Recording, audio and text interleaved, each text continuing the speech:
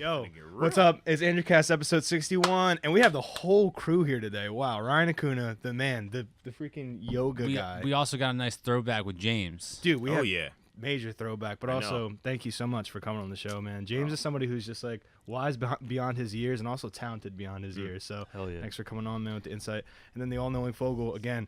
We have stuff to do today, so we're trying to, I guess, be in and out, but it's gonna be a good episode. Yeah, I mean, we are. I feel like we got so into talking before we even started the podcast. We so do that just, every time, though. Yeah. I mean, it's inevitable. I drive people to the house a lot, and it's like I have to be very selective of what I say in the car because I don't want to get in too deep. Like, but then it gets awkward silence, and he's just like, "Yo, what's wrong with you, dude? Like, we should be talking right now." But James just talked about his life, man. You're like, tell me how your day was in 240 characters or less. Yeah, exactly. And we're just tweeting back and forth to avoid getting to a full conversation.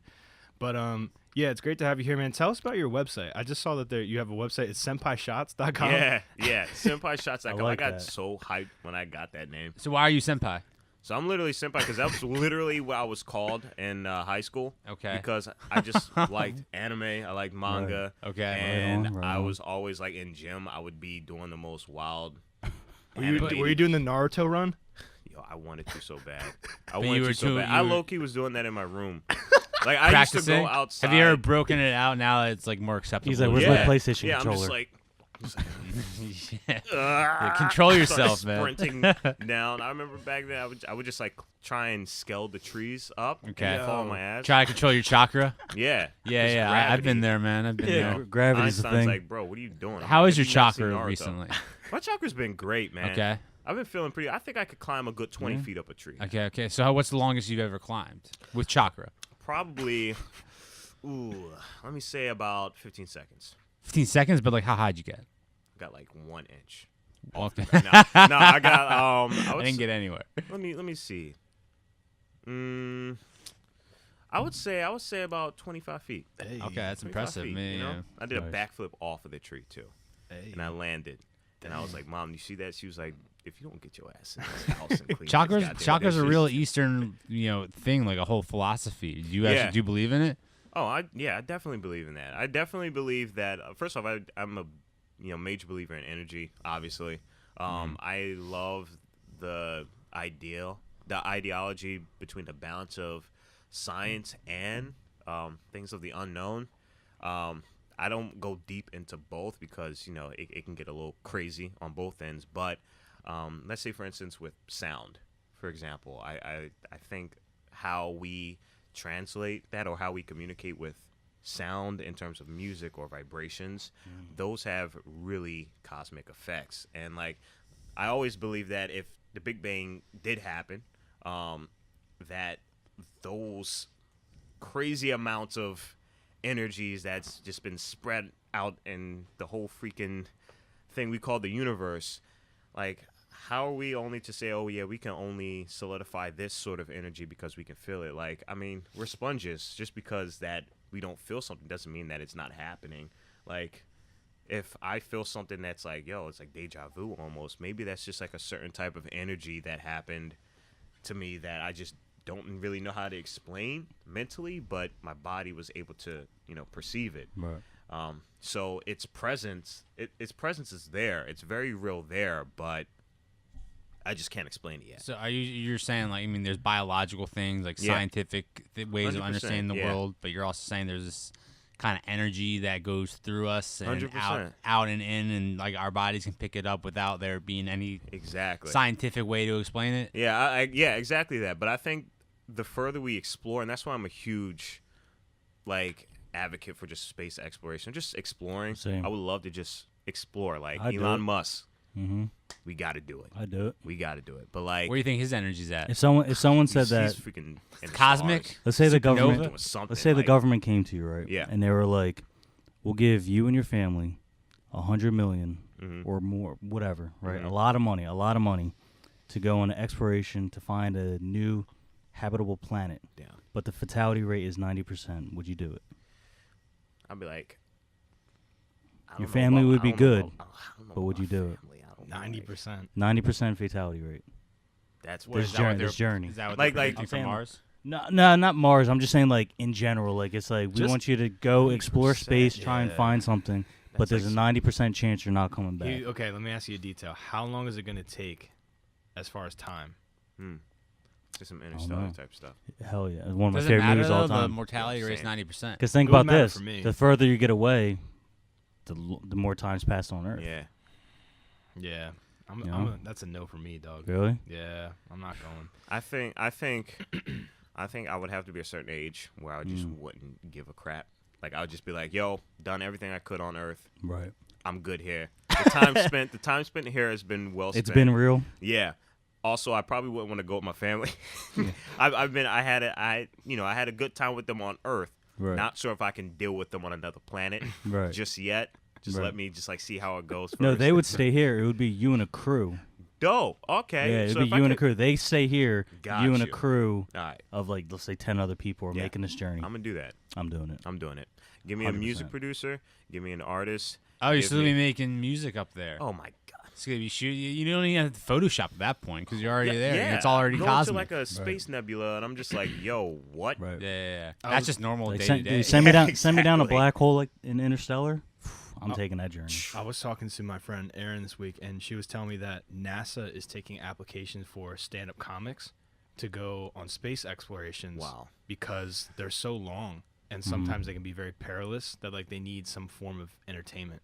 Well, did you So- see? But did like, you what see that- comedian would go there? Yeah.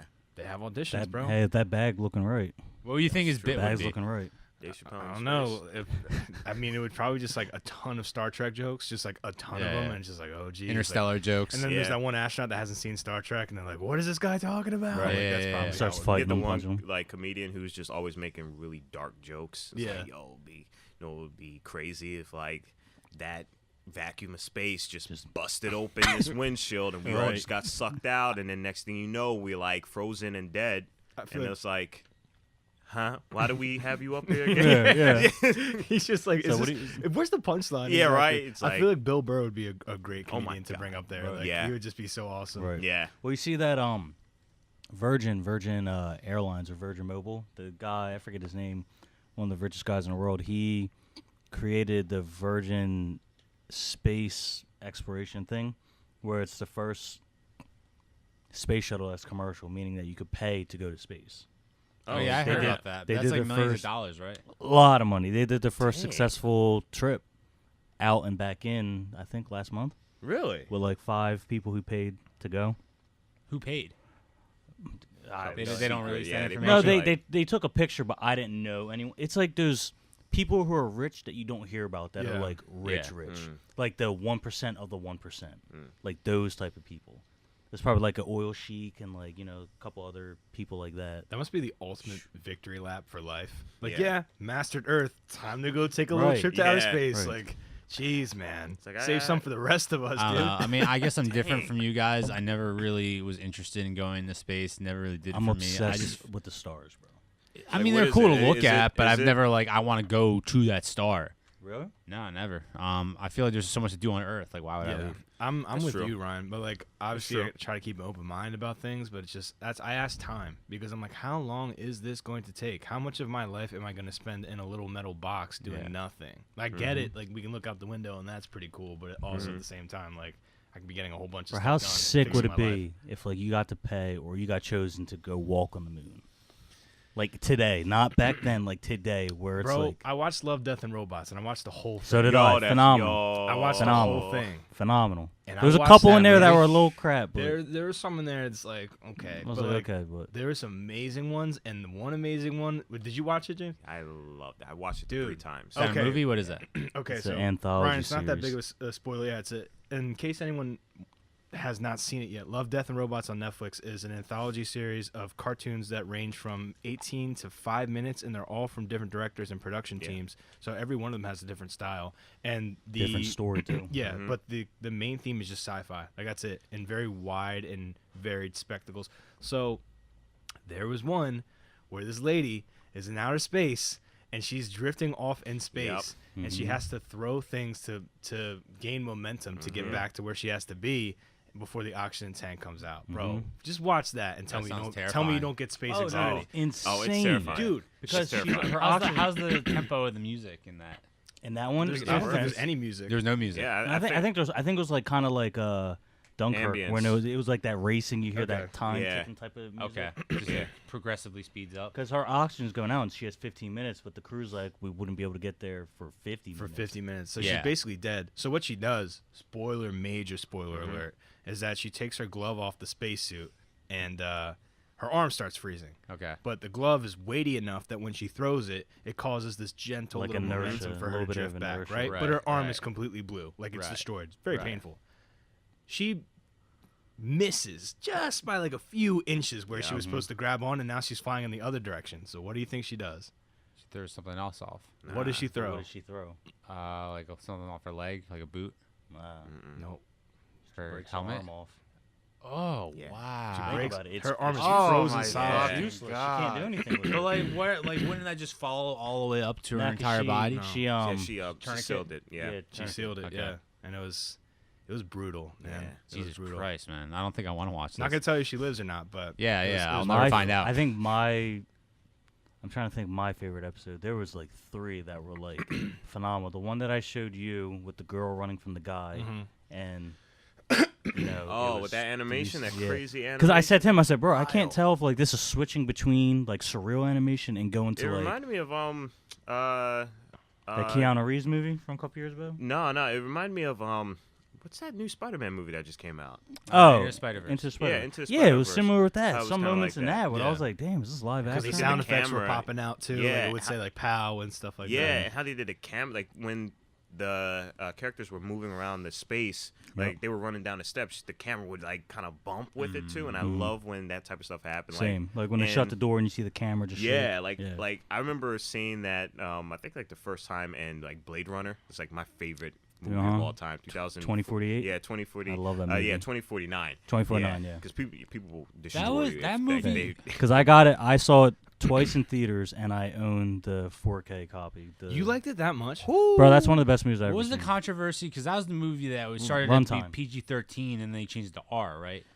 I Or think am I thinking of something different? Was it I'm not that? sure. I could have sworn it was I'll that. tell you, it's a hard R.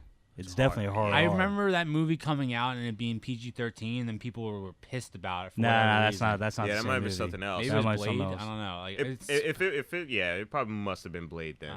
Blade has to be rated R. Because one of the things like about this movie, its problem is that it's 3 hours long. Yeah.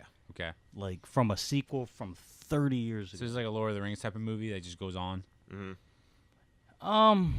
It has See, a lot but to tell. there's no downtime in it. It's like intensifying It's- as the yeah. movie's going, whereas Lord of the Rings is like intense, then dies down. Downtime. Intense. It continuously dies down. builds. Yeah, and it builds the until space the around end. it. And But like the soundtrack's one of the best I've ever heard in Hans a film. Zimmer is a Yeah, Hans Zimmer's a beast. Maybe He's I'll a have to check it beast. out. You guys know that we talked about this before, but the animated series is coming, right? To, oh my to god! Adult Swim. Flying Lotus, he And he Flying made the Lotus is music doing to the that. soundtrack. Yeah, I remember you sent it to me on Instagram. Like we were talking about this. I think I last say year. some of the tracks already.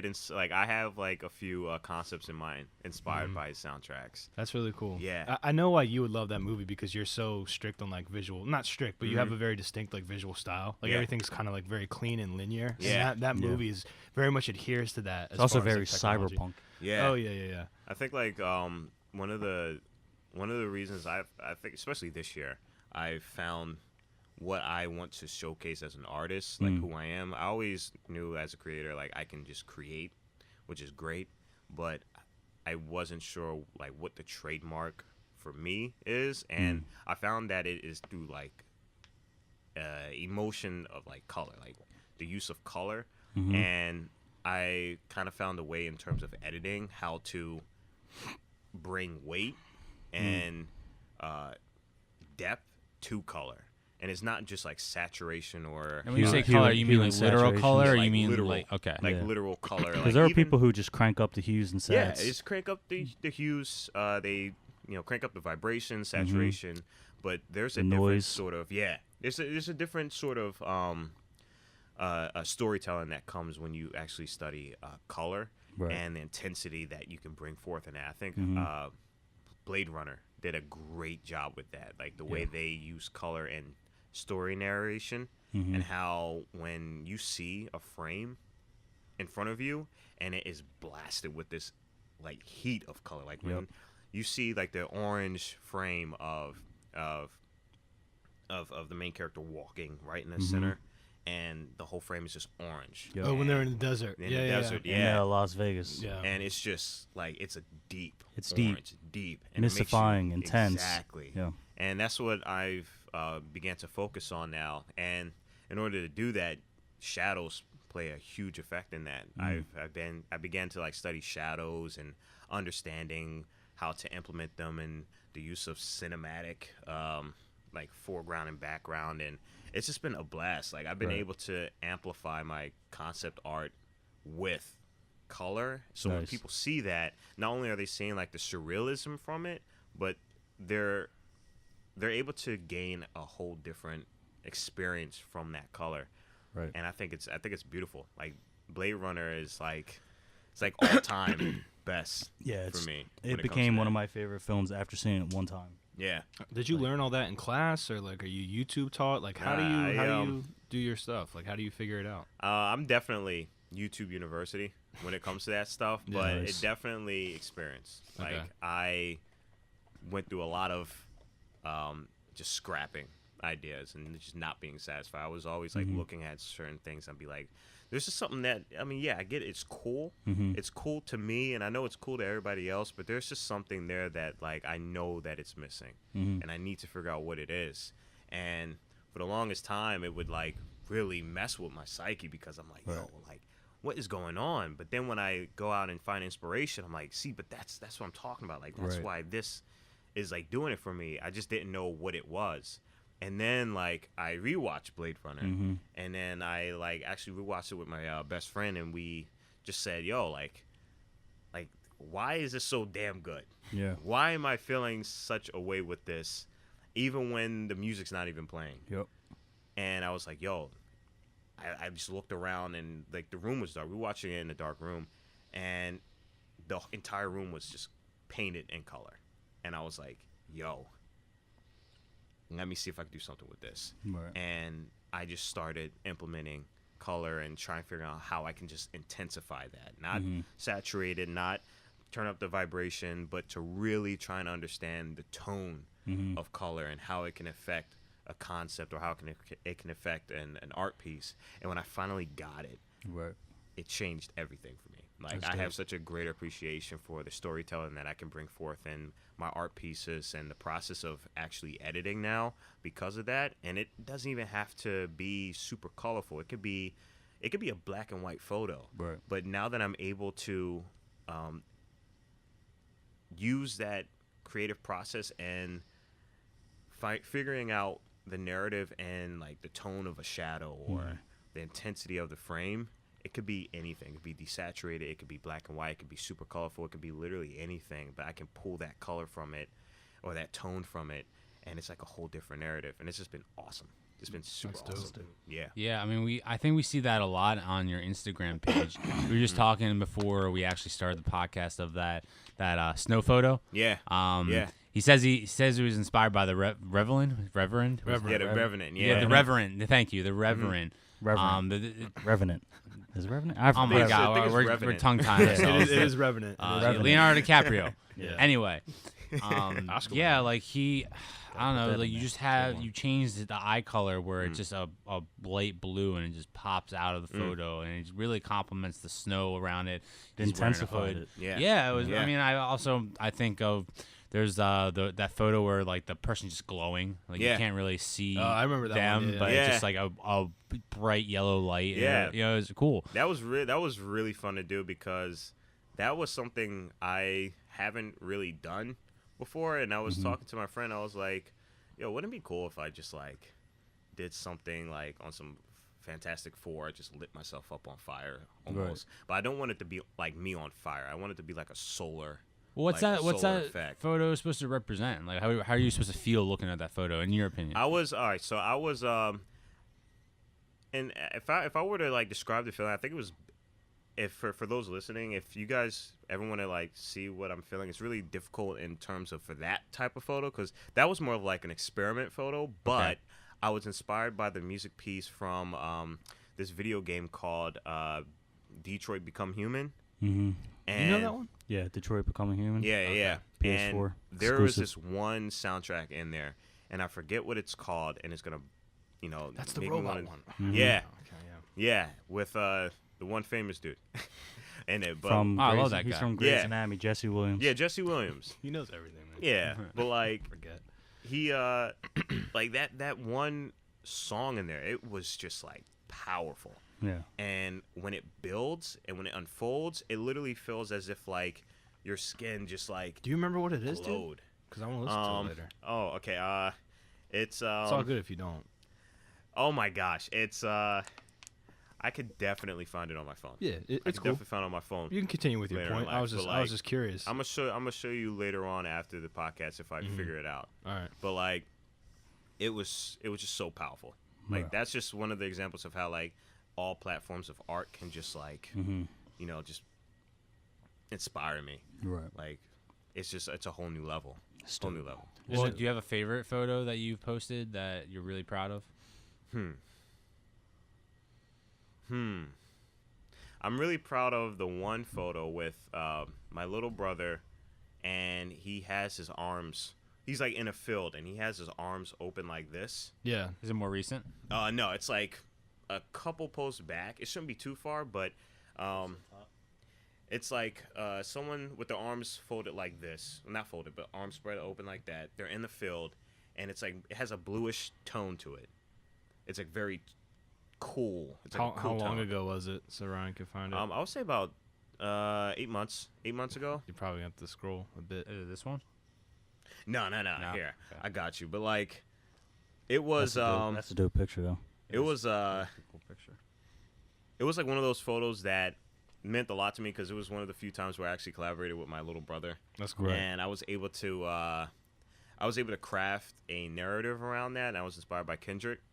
And like in the photo, he's like breaking away into pieces into the wind, and like the whole narrative with that, like the passage towards it. And I'm gonna see if I can actually get it out, but I probably can't because internet's like, hey, yeah. You think you gonna get a photo out right now? Nah, my basement's a dead zone, man. I'm sorry. Nah, it's all goody. You got it's too all much goody, megabytes in your chip. Yeah, I need to get something. No, it's actually oh my god! Here, I keep thinking I find it. I get excited. I know, yeah. Like, hey, if you want me to use your phone, I can. That is cool. I don't know. It looks like he's got like electric whips going around. That was like on some mask. That was some Marvel. Do you watch? Was that one playing with the ISO and the shutter? Yes, it was. You ever watch Legend of Korra? Yeah. Legend like of Avatar? Heck yeah. It reminds me of Amon.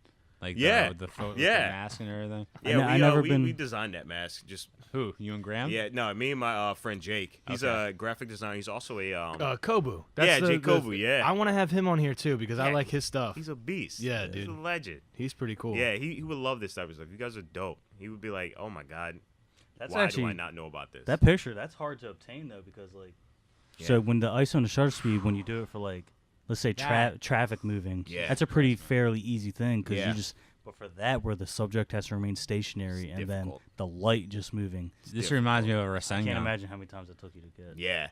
All right, so those segments, that's actually like, all those posts like beforehand were like iPhone shots. Right. This is an iPhone shot? Yeah, I think like the first 100 photos on my that's Instagram impressive, were like I mean, I can barely take a regular photo on my iPhone. Yeah, you'd be amazed what the iPhone can do. It's literally like when I like to kind of like even when I first started everything, like when kind of like even first inspired me was I used to get my mom's iPhone and just take pictures with it. And how long ago? What iPhone? This was like, oh man, this was OG. Like the OG, like the very first iPhone. Not the very first. I think it was the third or fourth. Okay, it was the third or fourth.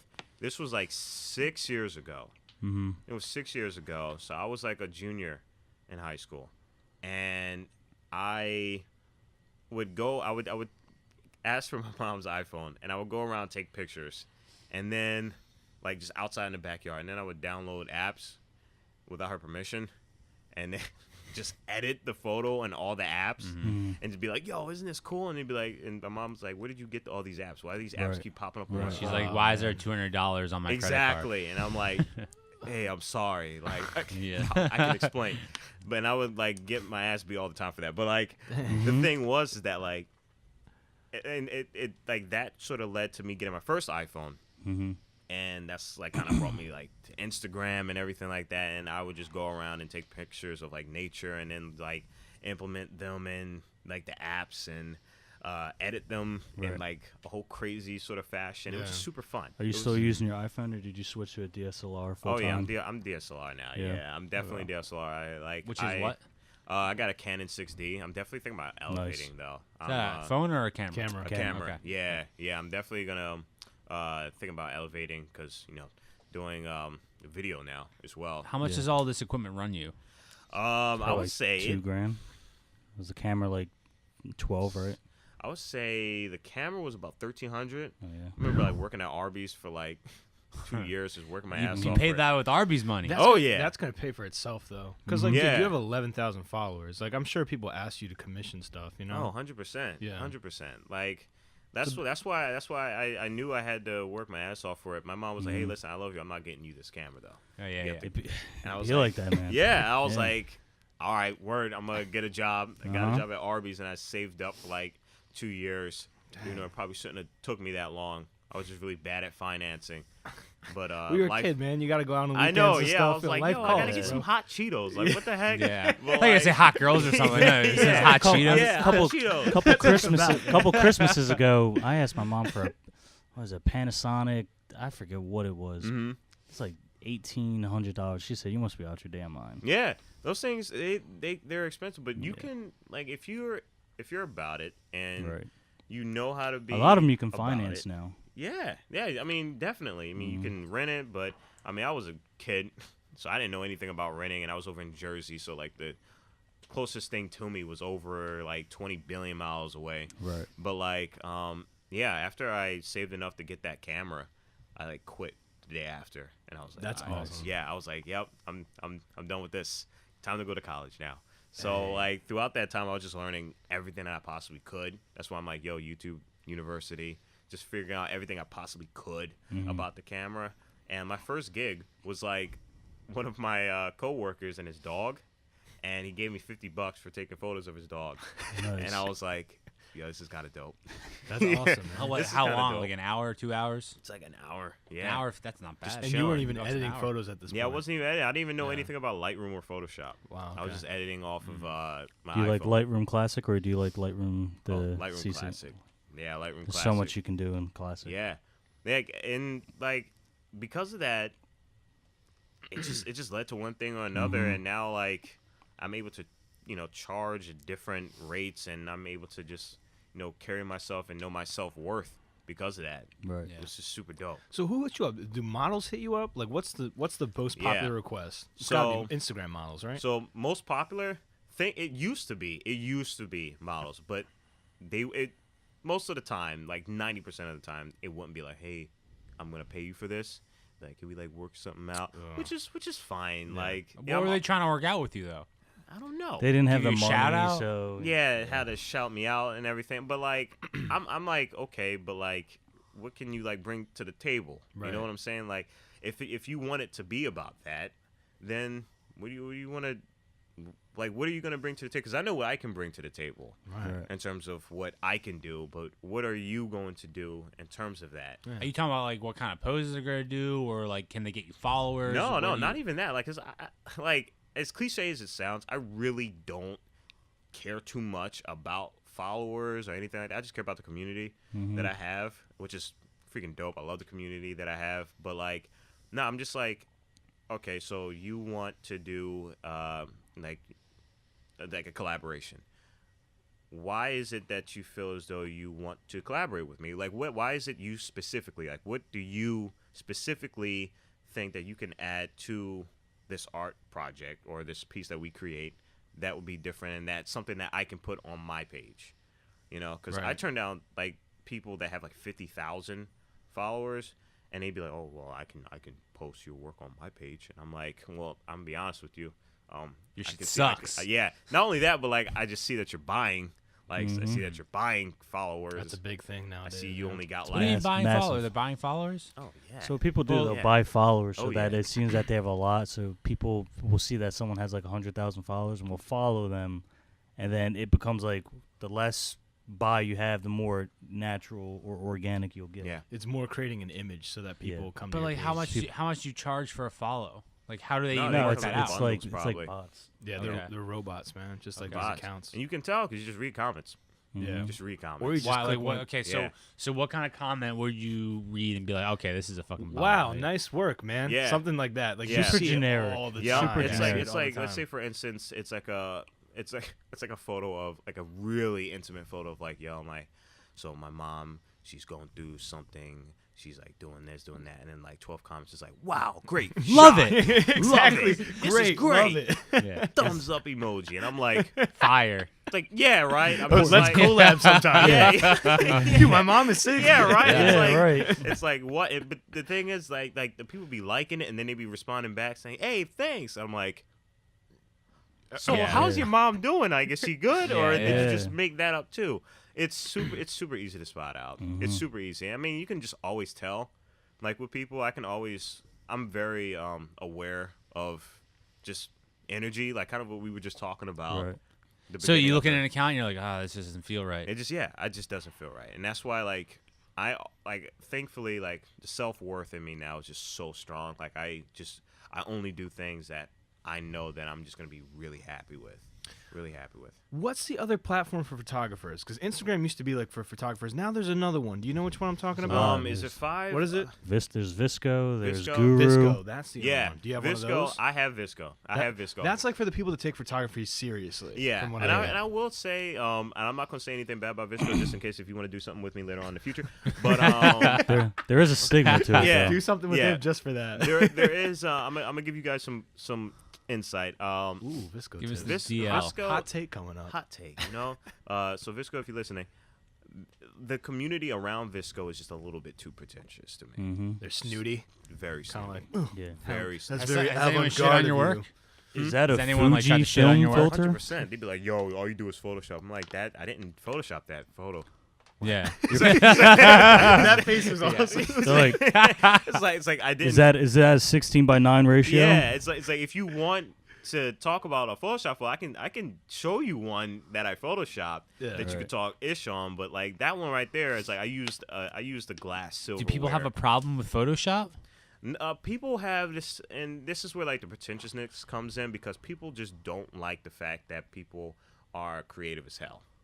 They just don't like they don't like the fact that they can't understand how someone did something, and instead of saying like, "Yo, how did you do that? It's pretty cool," they'd be like, "Yo, that's like so lame. I can't believe That's like Photoshop. why That would wasn't you even Photoshop real. that?" Like, what? They want a natural photo, quote Yeah. unquote. I'm like, "Yo, dude, like that was like I put like a spoon in front of the lens to create that, man. Like it's super easy to do. Just get some glass and put it in front of your lens, and you'll be surprised at the crazy stuff that can come out on the other side. So wild. But yeah, I get that, all the time. I remember when I first came to Philly for college, and like my Instagram was like, developing, it was popping and everything like that. And I went to, I just started networking, started just, putting myself out there, and I was getting to know like a lot of the models, a lot of the people around the community. And there was this one dude going around who's like 35 years old, has kids, has a whole family, has a whole house, got the whole thing. Yeah. He's a human right now. He's a whole adult. person, yeah. And apparently he's going around and he's saying like, this guy, he's just not good. Don't shoot with him. He's About gonna you. like, he was just talking crap about me to the people that I know, and just basically lying. Meanwhile, you're blatantly. 18. Yeah, coming up, and I'm like, what? And so, like, some of the people that he shot with, they came to me and said, "Yo, this guy's like going around saying some like crazy stuff about you," and I'm like, okay. And I knew I couldn't handle it like how I would have handled it because Right. I'm not like that anymore. I had to be a little bit more professional. So there was like a photo meetup, like an Instagram meetup around Philly, and I came to it and I saw him. And I just went up to him and said, "Hey, man, nice to meet you. I'm James." He's like, "Oh, yeah, I heard a lot about you." I'm like, yeah. And I also heard, don't want to start anything, but I also heard that you were going around and you were just like, saying some inappropriate things about me. I just want to let you know that if you have a problem with me, that's cool, but I don't want you just going around making false accusations about me. I think that's like super unprofessional. And if you have a problem, if you feel like I'm stepping on your territory, just do better. Like, damn, yeah, I was just do better. Just do better, man. Did he get pissed? Yeah, like, he got like viably pissed. Yeah, like, I could just definitely see. He was like, "What? I didn't do it." I'm like, I'm not asking you if you did it. I'm telling you, like, I know you did it. Yeah, it's like, dude, I have like the people that you're telling those things to, like they tell me. Yeah, I'm like 18 years old right now, 17, 18, trying to just, explore, do whatever I possibly can.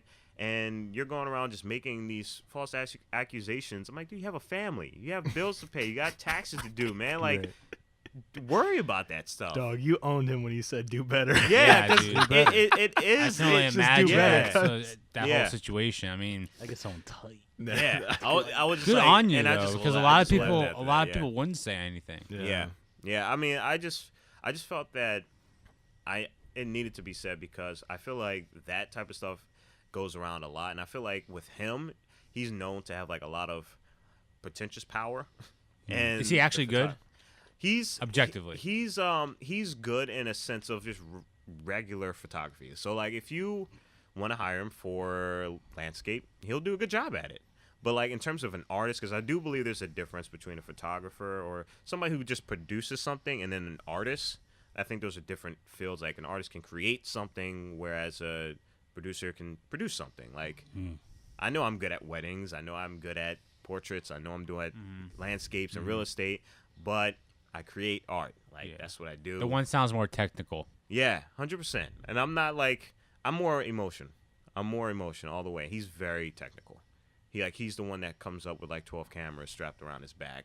Got like a whole Gatling gun of like a lens behind him saying, "Yo, I'm trying to shoot this squirrel at like sunrise." Right. And I'm like, "Yo, bro, like." He's got the extendo macro lens. lens. And I'm just like, I mean, you could just like learn how to use the software so you don't have to. Hey, whatever, man. It's all good. Right. But no, he's good, but he needs to do better for sure. Right. 100%. He needs to keep your name out of his mouth when. 100%. Yeah, I haven't heard from him since ever since. I haven't even. I think he moved probably. Right. So basically, there is drama in the photo community. There's 100%. politics and all that stuff, gosh. and It's always. So politics, who's man. King Photo right now? King Photo? NK7. I like his though. Yeah, he's I think good, he's amazing. And are we talking solely the Philly area? Are we Oh talking yeah, general? that's a good point. That's hard to say. I feel like because there's like a stature thing. There's like who's the most creative, like you said, but then there's someone who, shoots for all the celebrities. Okay, let's say. It's like, so let's do say people you. consider him the best? For you, who's top dog right now? Top dog. All right, here we go. You can't say yourself. I know, right? I probably wouldn't even let myself say myself because I'm not there yet, but I know I am. I know I'm on the way there. Okay, who that I know that's like the best in Philly?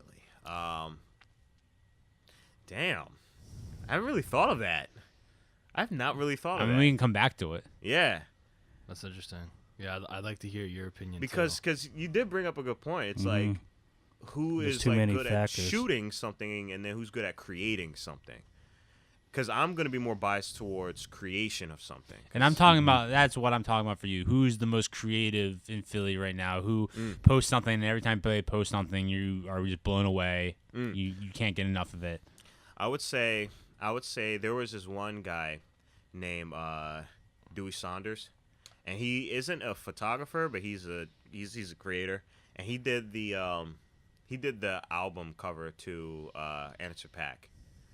Real Malibu. Yeah, Malibu. And Nice. he did the Hendrix. And he's from Philly. Yeah, he's from Philly.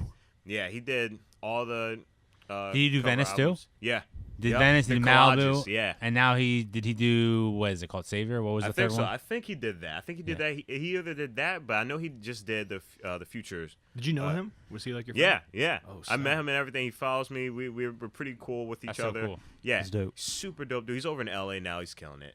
But like, yeah, I just loved his work and what he did. Like, it's so simple, but like he's able to bring forth a whole level of like innovation from it. Because it's like collages of different images, but he can put it onto a frame, and it's like, yo, that is very aesthetically pleasing. It's fire. Very aesthetically pleasing. He's fire. He's great. But yeah, I would say, now that you bring that up, I think Philly can do some like Yeah, how is the creative scene in Philly? Like, I mean, I hear a lot of people, especially when I was at Temple, at least, there was a very big community of creatives there, and most of them went to L.A. Like right off the bat, and that says to me that there isn't. Problem, well, that says to me that there isn't a big enough community, or at least it seems, in Philadelphia that can keep people, that makes people want to stay here and make Philly, an artistic city. Well, what do you say to that? I would say they are correct. They are correct. I feel like Philly is in a spot where it is definitely figuring itself out. And I'm definitely like I'm also gonna be doing the same thing. Like I'm gonna be going to Santa Monica in 8 to 9 months after to live there now. Yeah, to live there. Wow. And because like as much as I love Philly, I feel as though the way it's evolutionizing, the way it's trying to figure out its identity, like the pace that I'm trying to figure out my identity is so much faster than the way Philly's And what is doing the Philly identity to you? That's the thing, and I have no clue. And I think Philly in a way is, I think it's so rich with art. Like it's so, like the it's definitely birthplace of expressionist. art. Exactly, it's very expressionist. I love the street photography realm of Philadelphia. I love that, but because of like Philly just bringing forth these buildings, and they're bringing in more I guess you could say millennials, and Fishtown is this its whole thing, and you got Northern Liberties, and like Philly now when they have like these events, it just feels like it's just like another Fishtown meetup, or it's like another Northern Liberties meetup, and it's like not Philly, it's not North Philly, it's not like the people that made Philly, it's like the people who moved into Philly. And I think that's one thing that's super lacking, because you have these really cool events that are ran by these really awesome people that have really incredible ideas, but they bring forth people that that I think just they don't truly have that embodiment of Philly, and I think in the process of that, it really loses out in touch with that, and it's just difficult. It's super difficult. Philly's in a really difficult spot. So what you're saying, that people are coming in that aren't originally born and raised from Philly, and that's taking away from the character of Philadelphia? Yeah, I gentrification. Gentrification. So what do you say about LA? I'm sure they have similar problems there, right? I would say LA not only because of the size of LA, and because of what LA has built for itself. LA is known for like, if you want to make your dreams come to life, go to LA. You can go to LA. Specifically entertainment. Exactly. Yeah, that's the thing. Entertainment. Like, I don't mean to sidetrack. I just no, you're good. I work in television. I work in entertainment television in Philadelphia, which is rare because most of the television that you work on in this city is news. So like, there's CBS, there's NBC, there's CW17, there's all these places in there. It's all news and like all reporting, and like I work on a show that's actually entertainment, which is what I want to do with my life. I want to do entertainment television, and I'm probably in one of only like 3 spots in the city where that's actually like available. But if I was to go to LA, there's so much entertainment TV jobs for me. So it's like the reason why creatives go to LA is because that whole industry there is creative. Yeah. But the problem is everybody wants to be in a creative industry. Yeah.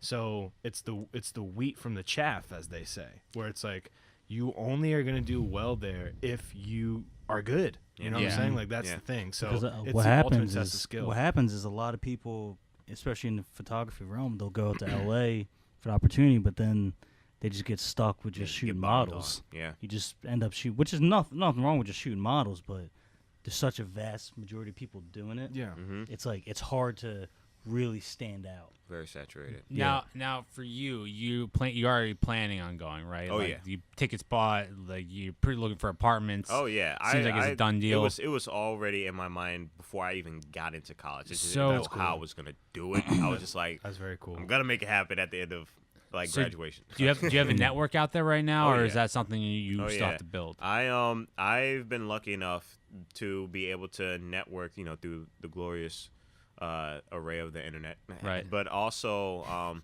I've been lucky enough to meet people who have connections. Like I was able to talk to the what is this called? Production designer of Blade Runner 2049. Nice. And yeah, super dope dude. Like, how'd you meet him? Yeah, that's I met him because one of my professors, and I looked up on him, and he's like super like laid back. He's one of those cool professors. Real quick, are you in school for photography? I'm in school for film and media arts, so it's like video and photography. Yeah, continue. My bad. Yeah, No, you're good. Like, but yeah, like I looked into his background and I looked into his IMDb, and he knows Francis Coppola, who like he helped on that's Godfather, and that's on like Apocalypse Now. Like he helped make that. Yeah, that's like awesome. He was the big guy who helped produce that. He's like this really big producer. He knows George Lucas, Spielberg. Dang, bro. He calls him Steve. I'm like, huh? Wow. But yeah, it's super cool. And he was like in this class, and nobody's paying attention. And I'm like, guys, like out of all the classes you that got we a gold have, mine. Please understand the goal that is literally in front of you. Yeah. Because this is big. So I like always like talk to him after class, and he would like take the train back to New York, because he would just like say, "Oh yeah, I just want to teach people now. Just want to, see how that goes." So Temple was like the first thing I wanted to do. And I'm like, dude, please let me talk to you. That's awesome. Yeah, he's been able to like hit me up with like all these other people, and thankfully I'm hopefully plan on getting some like lunches and with some of these really, really, really well-known people. Did he get to see some of your work? Oh yeah. Okay, what do you think of it? He said he absolutely loved it. That's awesome. Yeah, and that's what I was saying. Dog. I was like, yo, that's huge. Yeah, that's a cosign. He said what I need to do more is video more, and I completely agree. He said oh no, you're good. Like he said that as an artist, like it's so easy for us to just get like so caught up in just like wanting to be so perfect all the time in one thing. Yeah, in one thing. I'm like, dude, he's like, just video. Just put everything together and it will come. Seems like you're doing that with Graham at least, though. You're getting you're doing a lot of work with him in terms of videos. So can you talk about that? Yeah. So and real quick, Graham, if anyone who doesn't know, he was on here before. Yeah. His whole thing is the pillars of growth. That's his whole like. He's a life coach. That's what he wants to be. And he also wants to train people. Like, fitness and yeah. But I mean, would you say he more or less he wants to be a life coach, entrepreneur? Yeah. I mean, he literally just wants to. He is just the person that wants to create this village and for dope people to be in this village and then just make it be awesome. Yeah. Awesome. Yeah. He's super cool about it. He's like, dude, like you are the creative eye. I give you 100%, freedom with it. I trust you. Just make dope. Yeah, so you're making videos for his websites and his retreats, right? Mm-hmm. Can you talk about that a little bit? Of course, yeah. Like, so I basically, like you just said, like I do a lot of his video content. I do all of the video content, the photo content, anywhere in between, just the media content, really. And what I do is just kind of elevate the theme that he showcases in his business, which is just elevating the spirit, the mental, and the physical, and to just overall achieve happiness and be proud of who you are in your own self and to achieve a higher consciousness. Well, how do you show that on camera? You show it by just showing people going through experiences, very raw experiences, and then having that experiences come to light. Like it's like seeing a before and after. So for the retreats, people just like strangers basically, they come forth in this really, really cool Airbnb location, and for like either 3 to 4 days, or like we're about to do one in the Keys for about like a week. And we all just come together and we hang out, we do all these activities, we eat, we get to know each other, we talk. It's like a very, really cool, intimate moment, but we also like to have fun. We do freestyles, we play video games, all that crazy cool stuff, all different ages. And it's crazy to see the first day and even like the transition into the second day. The connection between everybody is ridiculous. I remember the first retreat that we had and seeing that connectivity between all these strangers that didn't know each other. Like the first day to begin with, they were just like, yo, we're just about to show up at this cabin. It's like a horror movie.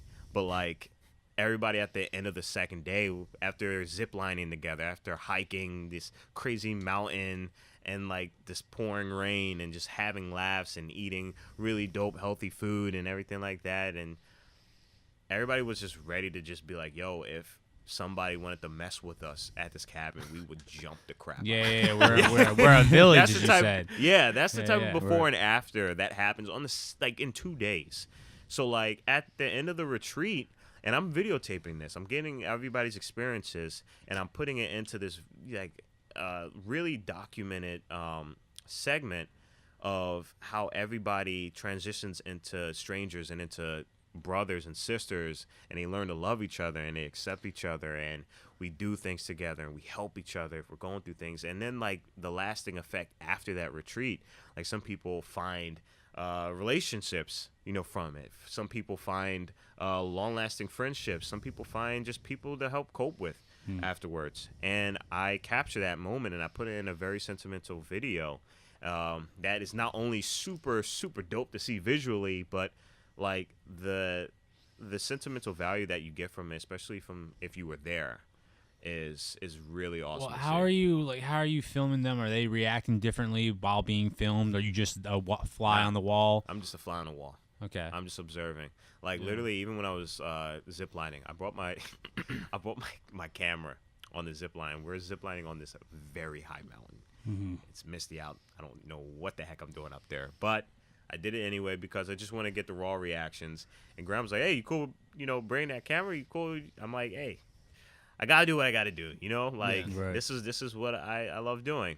And I ziplined and videotaped everything while I was just like hanging on by like a thread, just going, I don't know how fast, but just capturing all those moments and then capturing other people's moments doing it, because that's like it's a pretty big feat to do. Like you're ziplining. It's definitely intimidating. Yeah.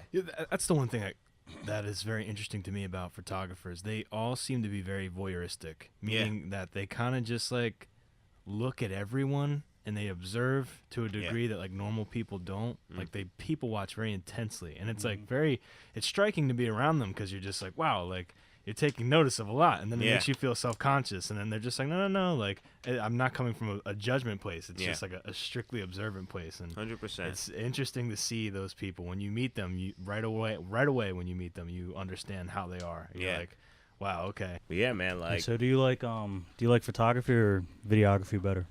Ooh, hey.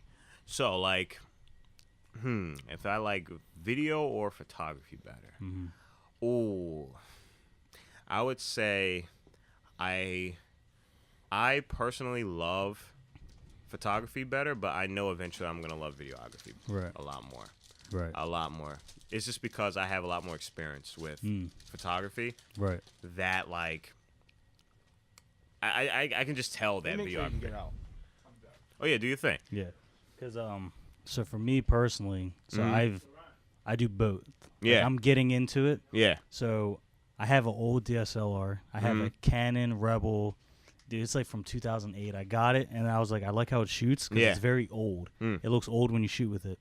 But I'm eventually going to upgrade to like a newer Canon or maybe a Sony. I forget what the Sony that I saw that having like my what do you call it, my cart that I just have saved. Is it like the A7 series? Yeah. That's what it is, the A7.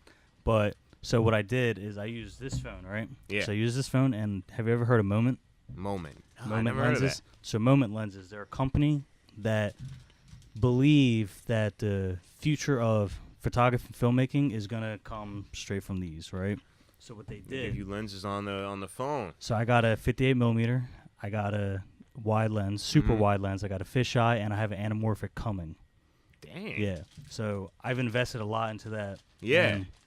And I'm in the process of like developing this script for like this little short film. I wanted to enter it in for they have this invitational where the winner gets like $10,000 and stuff like that. But anyway, I have this short film idea that I wanted to do, but then for me, whenever I try to get inspired to do photography, it's hard in like our area, PA, Philly, because like we don't have that long hours. It's never proper settings. Yeah, the lighting's never that great.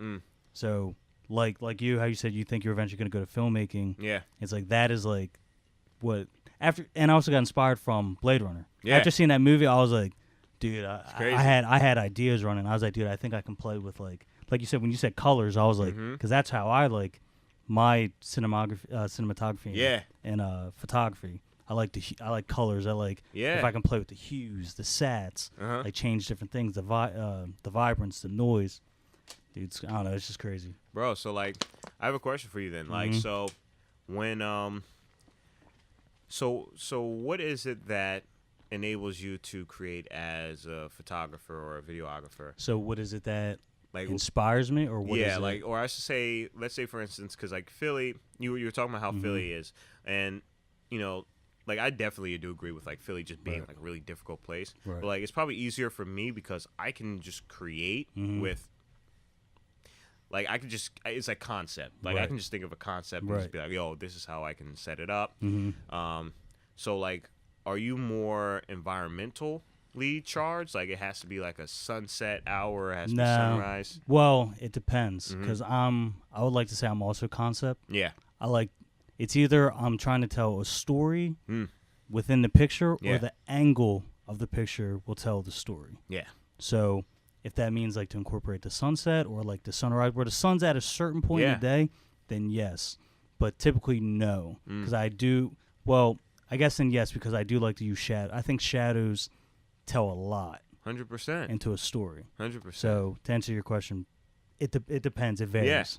Yeah. So, no, that's good because like it seems like, and it's kind of similar to me, like, and it might even be similar to you because like, you know, we're all artists here. Right. And like I never truly have, like, it's a rare case when I have like everything planned out and I'm like, yo, so this is what I'm gonna do. It's normally like I have this thing that just popped up in my head. I don't know what the heck it is, but I'm gonna write it down, or I'm gonna just, you know, I'm gonna try my best to bring it to life, bring it into reality. And when I bring it into reality, I have no idea what it means, what it represents, but through that creation, through that process of creating, I slowly begin to understand the narrative, the deeper context to it, the color. Like when I find out the color within it, the same thing with that. And then when I finally am able to put it on, like let's say for instance Instagram, and I can, you know, have a passage, and I can have like a whole, almost like a an artistic, like little insight into it, into the art piece that like for people to interpret. Right. I'm like, yo, that's actually what it probably means to me. That's crazy. Yeah, it's like a dream, or like a blip of a dream, and then you're like, I wonder what that dream was. And you go about doing things throughout the day, and then like that dream kind of reveals itself at the end of the day. You're like, yo, that's kind of wild. I did not know it was gonna be like that. That's crazy. But yeah, no, that's exactly what it kind of like here's like I'm hearing from you, like especially when you talk about the usage of implementing your like environment and putting it into the frame. I think that it's awesome that you do concept. I think a lot more people should do it. I think a lot of people are afraid of doing it because to me, I think it's rewarding. Yeah, you know, if you can get across your idea into a different type of medium, you know, instead of keeping it in your head, if you can get it in film or if you can get it in a still, the fact that you can get it out, everyone could hate it, everyone could love it, because everyone interprets art differently. But it's the fact that if they're talking about it, then that's like the rewarding factor. Yeah. You know what I mean? That gets your name out there, and then that, like you said, you get to work with other people, and then that's where opportunities create. It's a beautiful thing. Or you just have it all for yourself, and it's like, I'm just doing this because, you know, I just want to do it. Yeah. So I don't really care if anyone likes it or hates it. It's just that I think this is the best way for myself to show a stem of my imagination or something like that. Yeah, that's why I couldn't survive without art, man, because it's the only way I can like honestly express myself and what I'm feeling. Bro, like when I told him about Love, Death, and Robots, we were in my room. We were literally just like dissecting. Yeah. I showed him the first episode, and we were like pausing it. That was Sonny's Edge, right?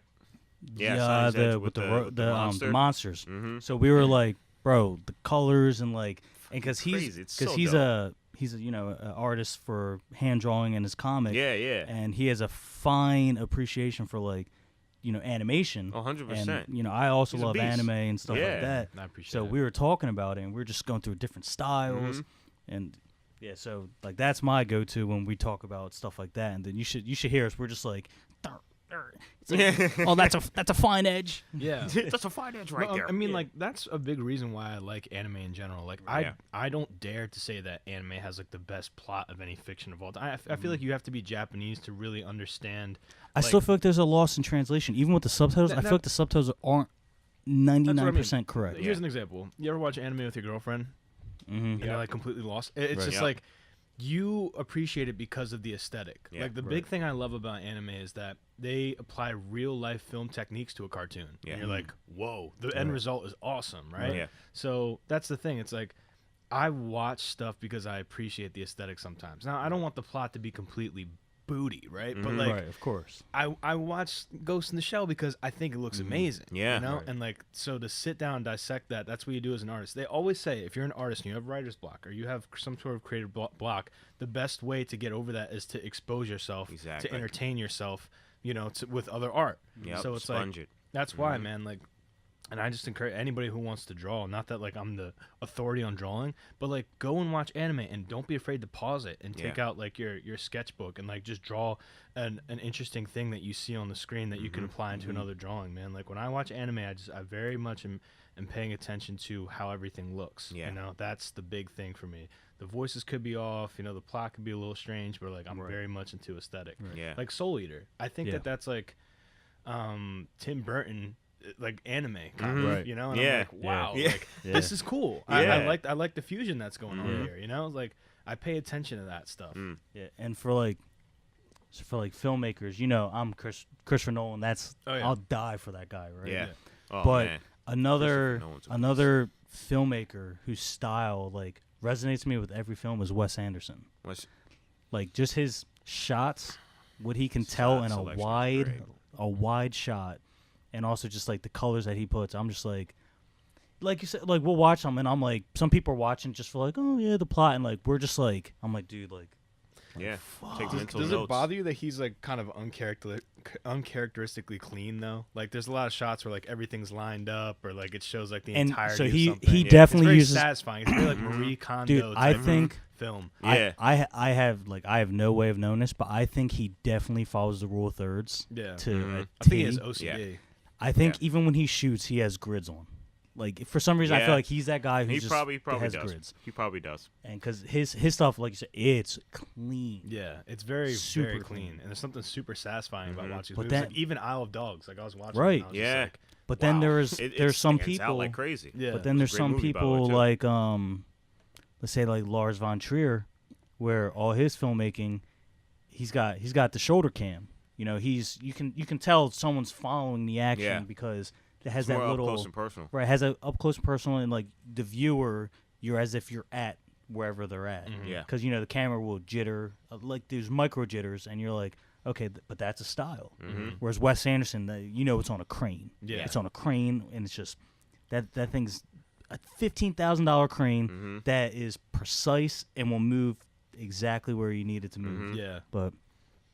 Yeah, man. Storytelling through a camera is incredible. Like I never would have thought like, oh man, what if I move a camera this way? That can literally navigate someone's emotion. That's kind of wild.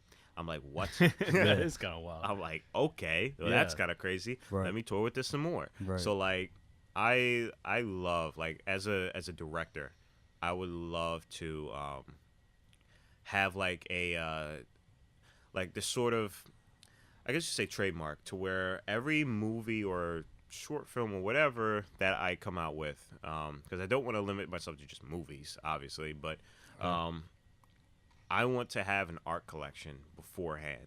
And the art collection, and this is a really cool like quick story that like I tell people, and it's like, yo, I can't wait to have like an art gallery one day. Right. I remember walking into like the art museums at first, and I'm not knowing what the heck some of these like art pieces were, because I'm like, man, I don't know what the heck this means, and I was getting kind of frustrated. But then I came in the next day, but I had my headphones on, and I didn't realize it. And I would look at the same art pieces, and it made me feel something. Yeah. And that was like a whole light bulb that just went up in my head, and I was like, yo, what if I implement it like Sonic, like. Not like Sonic, like gotta play, but like vibrations to like the visual elements of just looking at something, right? Like, and what that does, because sonically that does something inside of you. Like, it travels throughout your body, and it does something chemically, or some other scientific thing I probably can't even pronounce. I'm not going to butcher it on here. Music influences mood. It's so crazy. Exactly. Yeah. And like, I want to have like an art show where I have these curated playlists for what you're showing. Exactly. Have like just a cassette tape right in front of these art pieces, these giant art pieces, and with like the implementation of these deep colors. Yeah. And abstract or surreal or whatever. And in front of that art piece is a podium. And it lights up, and there's going to be a cassette player right there. And there's going to be, like, just a mini headphone there. Right. And there's going to be a notebook right next to it. And people walk up, they put the headphone on, and then they push play, and then they experience. And after that experience of, like, a minute of just listening and just being in the moment, they write down what they experienced. That's cool. And dope. I want that to be, like this. I want that to be, you know how, like, in movies they have, like, the quotes? Yeah. Like, oh, it was fascinating. But like, the New York Times best. The bear was really attacking Leo. But like, I want it to be like the quotes from people that were experiencing that art piece. So like, one of my first Netflix movies or Netflix TV shows or even movies or anything that I have in mind in terms of releasing, I want to have like an art collective prior to that. And I really want I want to be able to have people experience to a higher level, but also experience in a variety of ways. I think that's like my goal as a director. I want to be able to do that. Right. And I think that's one way to definitely do that, is to have like art galleries, these really cool art galleries for people to come in and then just like really experience these moments. Bro, you can make that happen. Yeah. I'm Let's hyped. do that before you leave, bro. I know. Be a place please do. Please do. So hopefully, no, it's gonna happen. I'm gonna make it happen. So like, the art museum. I was talking with one of the consul ambassadors over at City Hall, and I know her through this other documentary I was doing with this other person. But like, she was really more interested in talking with me than the actual person. Nice. And I was like, oh, word, okay, this is dope. But she's really cool, and I'm gonna see if I can figure out if I can talk more with her about this idea and get in like a pretty cool grant to go through. And then I would love, oh my god, dude, I would have a show. Have a show at the art museum. Oh, with that sort of thing. Have you ever heard of Guru Shots? Have you heard of that? Oh, I heard of that. Ooh. So Guru Shots. So it's this app. Very familiar. So it's this app that you upload your.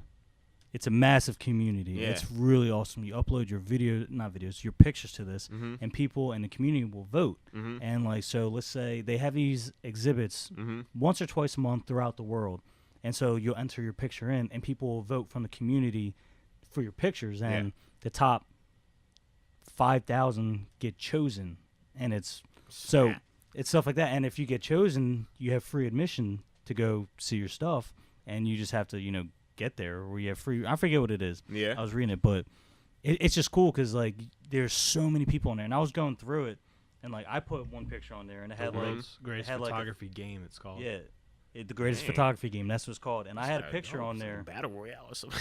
And it had like I entered it in for this one. It was a portrait exhibition that they were doing, and I entered it in, and it did well, but I didn't make it. But it's like one of my favorite pictures. I have 3 pictures I took that like are some of my favorite pictures. Here's one of them with my buddy when we were in Berlin. So that's like one. Oh yeah. So there's one, and then let me pull up the other 2. Glasses, damn. And then the other one is just somehow got cropped funny, but it's just a black and white.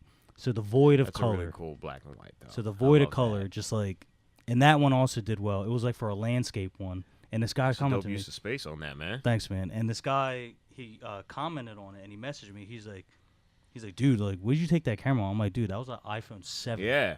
I just had a lens on it. Yeah. You can't tell anymore. It's crazy. You can't. Yeah. Have you ever run into like photographers that are like, not like they're poo-pooing iPhones, but they're giving you like a back in my day, like we didn't have iPhones. Yeah. And I'd be like, it's like the same thing with like hip hop. Yeah. They feel back in my day. I'd be like, hey, well, it's not that day anymore. It's like surprise. It's different day. Right. It's all different. It's like wake up, different day. But like no, like I've met 14-year-olds that they have more followers than I could ever imagine, and they shoot with like an iPhone in like Kenya. And like they're get the most beautiful shots ever. It's not even. It's literally the person that's taking it. You know what I mean? It's about what you do with it, man. It's about what you do with it because, like you're saying, I have an old DSLR, but I like how it shoots. It shoots old, so like you can tell a whole story old. Yeah. But like you were saying about the installation that you want to do, I was telling him a couple weeks ago. It just hit me. I was like, dude, I want to have a coffee table photography book, like something that you just be on the table. I don't ever have to open it, but someone ever comes over, they're like, oh, what's that? And they just go through. It's like volume 1. Volume 1 would be, I don't know, like nightlight. Volume 2 would be cold. It would just say cold. Yeah. And it'd be just a bunch of cold shots. Stuff that would like, you're like, damn, that's like, I'm gonna like show you some like really cool Instagram profiles that they like share work that I get inspiration from a daily. I think you would definitely get some inspiration from that. Peter McKinnon's like one of my favorites. Dude, I'll spend hours on his channel. We're thinking about having him at the retreat. His Instagram or his YouTube? Both. I don't know if he has Instagram, but his YouTube channel, dude, I'm obsessed with it. His Instagram is like I think I like his YouTube more than his Instagram. Yeah. But the issue with him is that he's an expensive shooter. Yeah. Like all his equipment, we're talking like maybe over $20,000. Oh yeah, he got like a red camera. Yeah, he's two. He's packing it. So it's like, but I bought one of his Lightroom presets because I like the colors that he does. I'm like, okay, I'm gonna put this in a tuck, and if I decide to use this for something, like I don't have to kill myself trying to find the perfect one because he has this one that is with like an autumn red. Looks good on anything. Yeah. So. Wow, he has an insanely popular channel. This is crazy. He's good. YouTube or is he just keeps Instagram? cranking them out YouTube too. right now. Yeah. He found his like groove. 10 million, right? Almost 10 million. He's got like 3.5 million 3.5 subscribers. We're thinking about having like a retreat for like YouTubers like that. Yeah. And he's definitely like someone I need to have. Like, where does he live though? He's in Seattle, Seattle, maybe. Something like that. I feel like Seattle's a great place. He explores everywhere though. And that's where Moment comes from. Moment, they do all their stuff out of Oregon. No, sorry, Seattle. And the one guy does the other half of the channel on their stuff is from, he moved to somewhere in California. I think it was San Fran. But, dude, just even their stuff is like every time I see it, I'm just like, that's inspiring. Or Mango Street. Mango Street has some good stuff, if you ever heard of them. But there's this guy that I like on here. I can't remember his name. You probably know him. Very popular. Sam Coulter or something like that. Oh, yeah, I know Sam Coulter. Yeah. He developed that whole that whole style of just exploration, very tropical vibe. It's really dope. Like he pioneered that. He definitely pioneered that. Like it's like I'm definitely thinking about also like have like a YouTube channel of my own once I move and everything like that. Well, you have like a thing that you kind of Will Smith it sometimes in your Instagram story. Yeah, where you give like a little insight. I started noticing that. I was like, these are pretty well done too. Like, they're pretty good. Yeah, because those actually take time. Because like I put them in, I actually edit them and everything like that. Yeah, I noticed because there's music in it. That's why I was like, he's not doing these raw. Like, I started realizing that. Yeah, that's dope. Yeah, I've definitely done more, and actually, I need to get right back on that. I think I'm slacking on that. What's your order of operations? Is that whenever you're feeling something or when you're going through something in life and you want to like kind of subtweet about it? It's like a blend of both. Okay. I feel like it's also like when if I know like I should probably be a lot more productive. Okay. Like that day, this is something I should probably do. And like now that it's getting warmer out, thank the Lord, I can be able to do that stuff more often. And I think I'm gonna be able to like bring other people in it too. Like, you know, having Jake on it. I remember I had one with Jake and that was pretty cool. But people really like those. And I was like, I should probably do more of that. That's cool. Yeah, you did some really, really nice ones, man. They're cool. I appreciate that, man. Yeah. For the longest time, I was like, oh, man, I don't know why people be watching this. This is crazy. I was looking forward to them. No, cause, I mean, like, Will Smith started doing that, and they were pretty cool. I just realized, like, his Instagram, he came back in such a major way. Like came out of nowhere. Yeah, unbelievable. Like obviously, he's the only person that's been, in my opinion, famous with like no incidents ever. Like he's been so famous, like as a music artist, and then he just kind of was in the tuck for a little bit, and then Instagram, he just tried it. Like 10 years after. Because people are like, dude, we get to see a deep dive into Will Smith's life. Yeah. Why not? And then just boom, dude. Like it exploded. Yep. I think he might be the most subscribed. Let me check right now. Instagram? Actually. Nah, I think it's still Selena Gomez. She's I don't understand. ridiculous most amount. Followed Instagram. Yeah, I think it's Selena, then Kylie. Kylie's up there. I'm about to find out right now. I'll give you guys the top And three. The Rock might be up there too. Yeah, Rock could be up there. Okay, as well. it's actually going to surprise you. Well, maybe not. Cristiano Ronaldo? Yeah, that's number one. Yeah, you're Yeah. right. Yeah, Yeah, 152 million. Mm-hmm. And then Selena Gomez at 144, Ariana Grande at 143, Wow. The Rock at 129, Kim Kardashian at 125, Kylie Jenner 125, Beyonce. I'm surprised Beyonce. I didn't know she is actually slow. had Instagram. Who? Beyonce. I had no idea Did she had she Instagram. really post? 123. I had no idea. She probably never posts, and people still follow anyways. Power the beat, man. Taylor Swift is still on the top in 2019, That's and then wild. Neymar. Forgive me if I don't know. Oh, yeah, Neymar. That's yeah. my guy. He's Who's also football. Yeah. Oh, okay. Plays for PSG, Paris Saint-Germain. It would make sense that football players are the most followed because globally, right? Globally, we have to take into account numbers, but man, Damn. 152. She has 1,761 posts, Beyonce. Last one was on March 1st, but I've never seen just a shot like that. That just like put a little idea in my head. Oh yeah, because Solange, her music videos. You know who I They're bang great. with? Who you What? bang with? Billie Eilish or whatever her name is. Yeah. Oh yeah. She's really creative. She Yeah. teamed up with Takashi Murakami for like this Yeah, music I video, saw and I the was like, animated one, right? bro. But did you see her other videos? No, but that's what got me attracted to her initially this week is because I saw on Takashi Murakami's Instagram that they were hanging out, and then this video dropped, and I was like, whoa, dude. Yeah, and for someone who's Fire. and she's Yeah. dude, Fire. she's the fact that she's just She's turned 17. 17 or 18, She's and she young. just got with Takashi, Yeah. who's Kanye West tried getting with him for the longest time, Right. eventually did, but He's an inspiration to me, like as an Right. artist, dude. Yeah. I went to LA in October, and I went to go. is that see where he's his, at? his- He's in LA? No, Or no, is he, he still in has Japan? he has a exhibit in the downtown LA Art Museum, and Right. so I was like snap. walking through like his sculptures and stuff, and I was like, dude, this stuff is rad. Is that the one that you and Jay went to? Yes, and then I visited his restaurant when I was in Tokyo twice. What's the place called for the people watching or The listening? again? board in LA, The board. or the Broad. Sorry, the Broad in LA. If you go to the Broad, the board.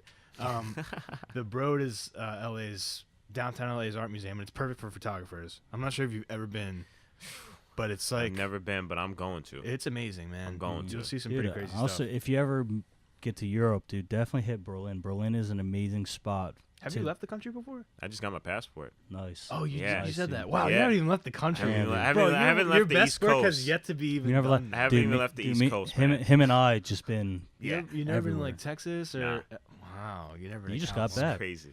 Yeah, well, yeah, I've traveled a lot, man. If I was a photographer, I guess I'd have some interesting stuff. I'm Yeah. not as Yeah. stylized, but like I've been a few places. But Yeah, man. that's Because so every time I crazy. check your stories, I'm like, this guy is wrestling bulls. What the- like what?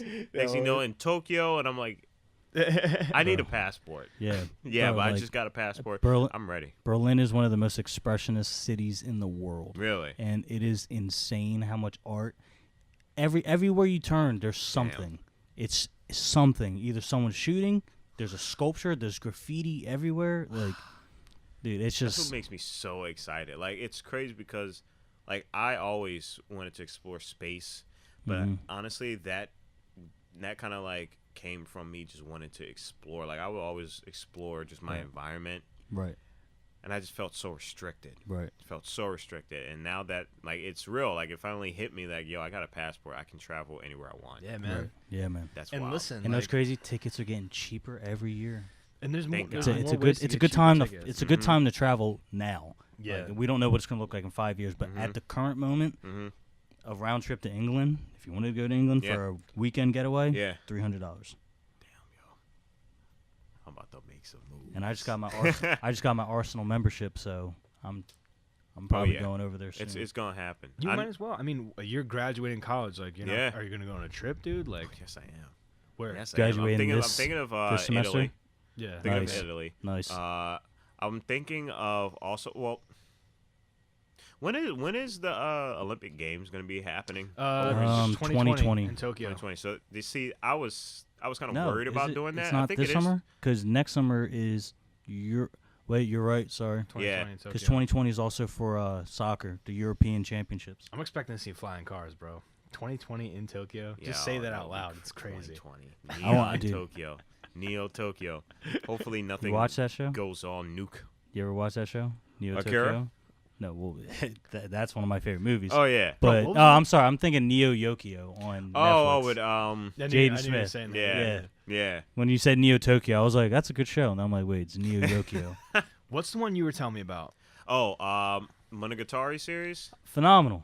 You I what? knew you would know Phenomenal. it. Dude, there Yeah. you go. Yeah. I like I'm looking up to see if I've ever seen it. Oh, real it's freaking great. Yeah. It is great. That and Durarara.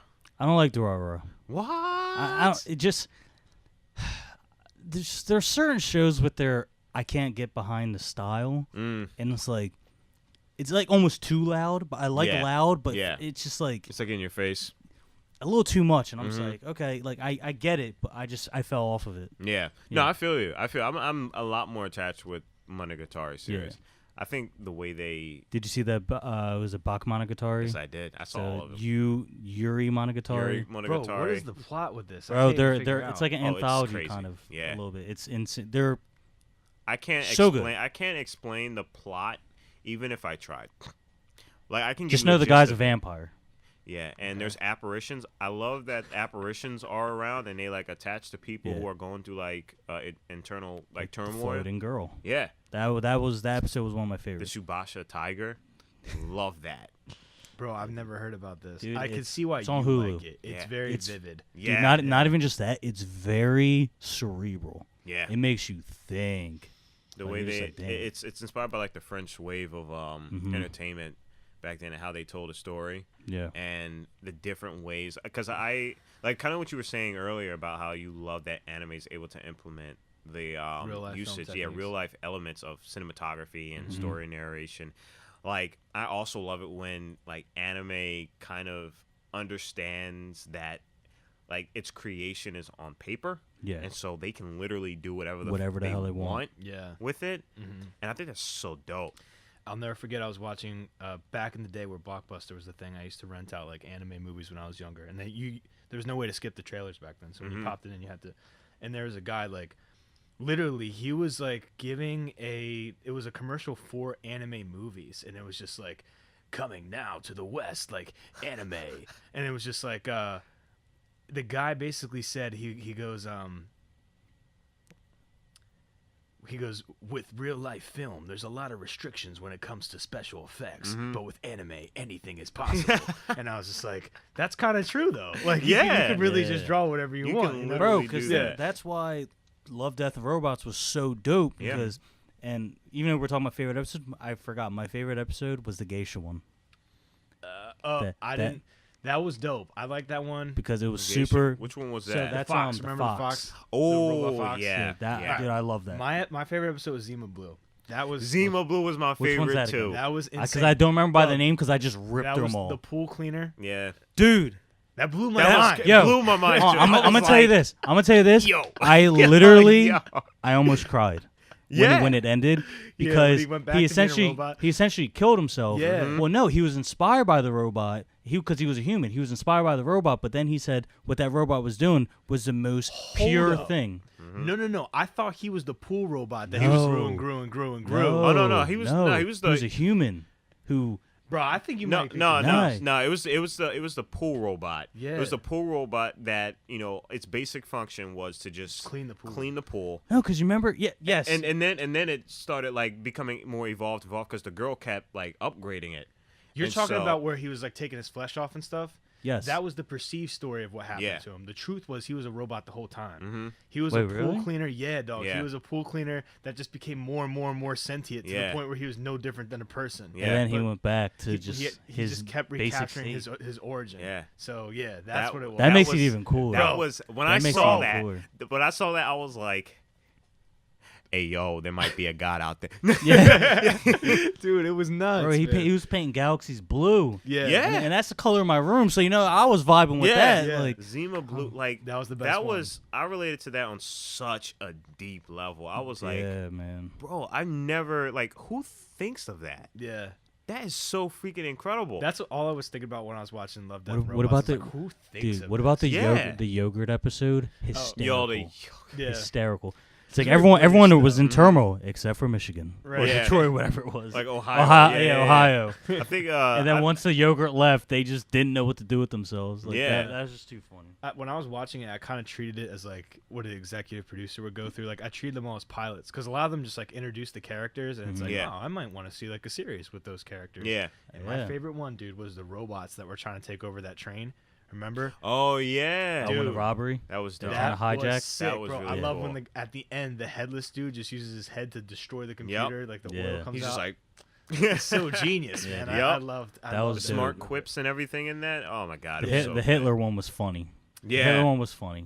That was interesting. Yo, the last episode was cool, but I didn't really care for it. It was the longest one. how about the one where they're in space and like the graphics? I was like, yo, this is dangerously yeah. This is you're talking about the one where they're jumping in space, so they have to go in cryogenic sleep. But they get caught by this Fam. alien.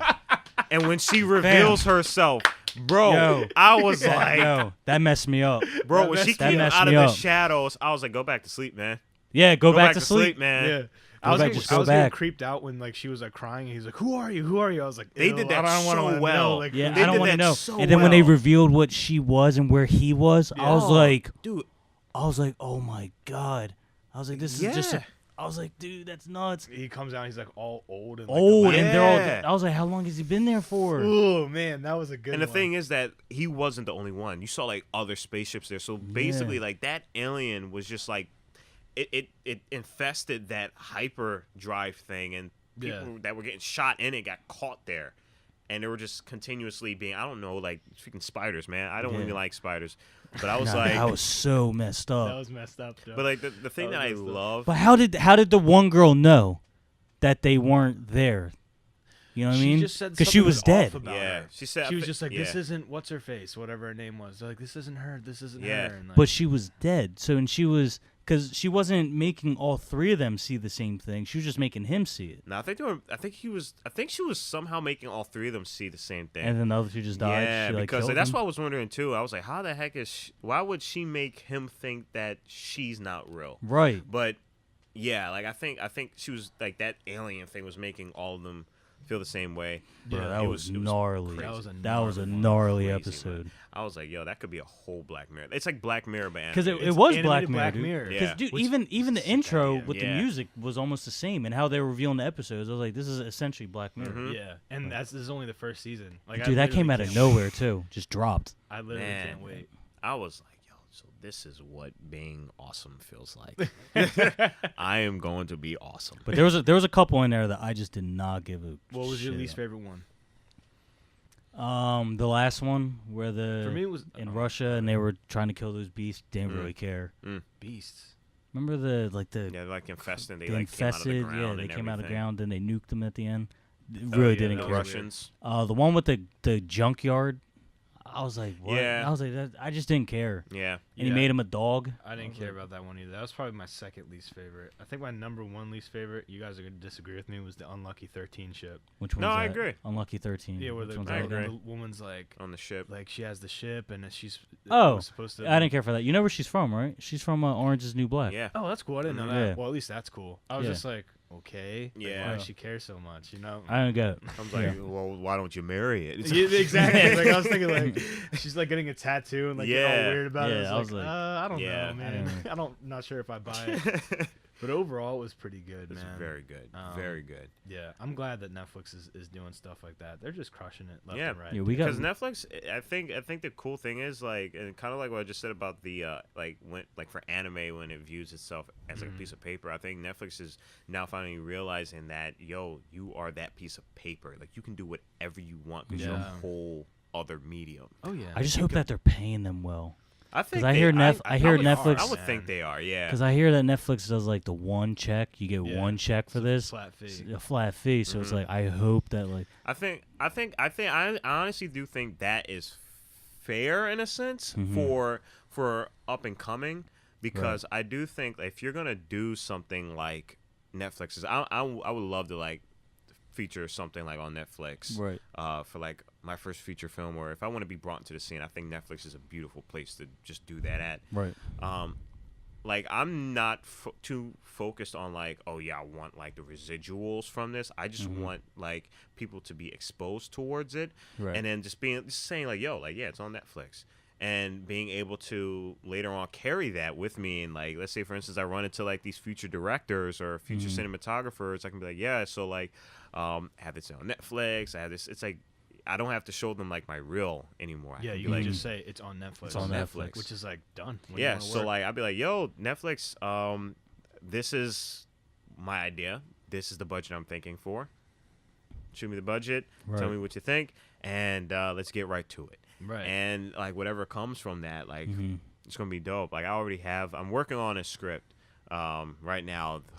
Yeah, would you guys be cool about talking about your ideas? I want to know what your short film is. You don't have to talk about it if you don't want to. No pressure. Yeah. And I want to hear what your I'll tell you what Oh it yeah. is. You want me to go first? Oh yeah, go first. All right, so I'm thinking of doing a collection. I was gonna do volumized. There's gonna be 3 parts to the volume 1 collection. So what the first one I wanted to do was show how, because I heard this on a podcast. I forget what podcast it was, but they were talking about how anxiety didn't exist almost 10 years ago. And what does anxiety look like now? So I wanted to show in a short format storytelling of how a guy just texting and talking to his girl who lives somewhere else. Yeah. The crippling anxiety that he could He's face. insecure. That's awesome. Yes. I love that. Which deals with insecurity. Yeah. So, and then I'm still trying to, I got the skeletal of it, how it starts and how it ends. I'm just filling in the piece. So the next part I was going to do, I was actually going to hit up Rashad. What's up, Rashad? I was going to hit him up, and it was going to be in black and white. Because you remember how he said he can see in color? Right? Because his music, he's very creative, and he says when he makes music, not see in color, when he makes his music, he can see the sounds and stuff like that. I wanted to show that. So I wanted it to be in black and white, and then his process is going, and by the end of it, once he gets like his creation to a song, he can see it. And then it's like a rush of emotion and like color and like sounds and stuff. I got to figure that one out. I still have a skeletal for that, but I need to figure that out. Yeah. And I haven't figured out the third one yet. It'd be kind of like a little piece. I would be like a little series. So that one would be like I would call it like the myself internally volume 1 collection or something like that. You know what I mean? Something like that. Yeah. So it's a bunch of skeletals right now, but I got to get it to write down because I have the shots and I have what kind of shots I want. I have the lighting I want. I just got to find the right person for it and also where it's going to be. You know what you could probably do in terms of like getting that stuff, or like getting you in an initiation of getting it done, which is like the hardest part to just anything. Always. It's like you'd be surprised how, I guess you could say simple. I'm not gonna say easy, but like how simple it is to make a movie or to bring the foundations of a movie. If you just have a good team, like even like right here, if we were able to meet up 2 hours, or let's say if throughout a week we meet up like 6 hours a week, and we just come down, and throughout those days we just solely focus on that project. I guarantee by 2 months or 3 months we can have a whole movie down, like a whole script. It's true. That's how simple it is. It's really true. It's all just about the willpower of it, and that's like you just need that initiative. So like, bro, like just get people that you're like, yeah, this is what I'm about. This is what I'm hoping. This is my goal for it to get towards. I would love for you guys to, have your energy put into this as well too, because I know I can't do this by myself. And if we can just get together, like like Monday and Wednesday and Friday or whenever it's free, make a schedule, dedicate 2 hours just doing that, just solely just writing down a script, brainstorming.